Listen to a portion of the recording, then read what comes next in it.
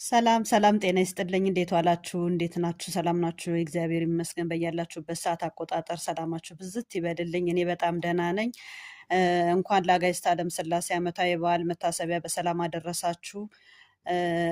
ስለ ሥላሴ ካነሳን ላይ ቀር አንድ ነገር ትዝ ብሎኝ ለእናንተ ልነግራችሁ ፈልጌ ነው እና ሰይፈ ሥላሴ ወይም ደግሞ የጸሎት ጊዜ የሌላችሁ ሰዎች ለጸሎት ጊዜ የሌላችሁ ሰዎች እንዲሁም ደግሞ ለጸሎት ልባችሁ የማይነሳሳ ሰዎች መጸለይ እየፈለጋችሁ ግን ለምትቸገሩ ሰዎች ነው መልእክት የማስተላልፈው እና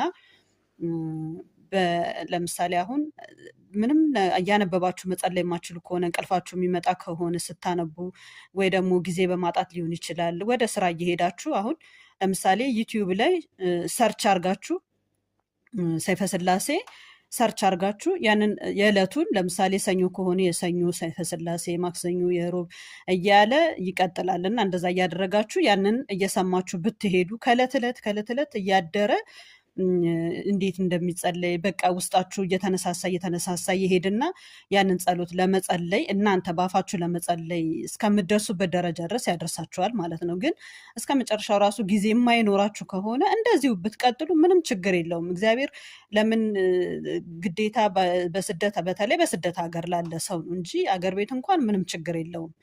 እና በስደት ሀገር የምትኖሩ ሰዎች ብዙ ጫና ስለሚኖር የስራ ጫና ይኖራል እና ለምሳሌ ሙዚቃ ከምናዳምጥ ሰይፈ ሥላሴን ድርሳነ ሚካኤል የሆነ ነገር ብቻ እንደዚህ እኛን ከብዙ ነገር ሊጠብቁን የሚችሉ ነገሮችን እያዳመጥን ስራችንን ብንሰራ ብዙ ለውጥ እናይበታለን ብዬ አስባለሁ።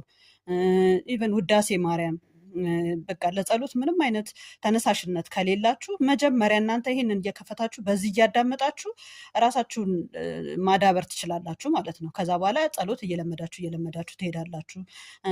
ልምድም ኖሯችሁ ደግሞ ጊዜ ያጣችሁ ሰዎች ካላችሁ እንደዚሁ በቃ በማይክራፎን አርጋችሁ ያንን እያዳመጣችሁ ጊዜ ማለት እናንተ ቴንሽናችሁን ወደሱ አርጋችሁ ከእግዚአብሔር ጋር ግንኙነታችሁን መቀጠል ትችላላችሁ ማለት ነው እና ይሄንን እስቲ ላካፍላችሁ ብዬ ነው።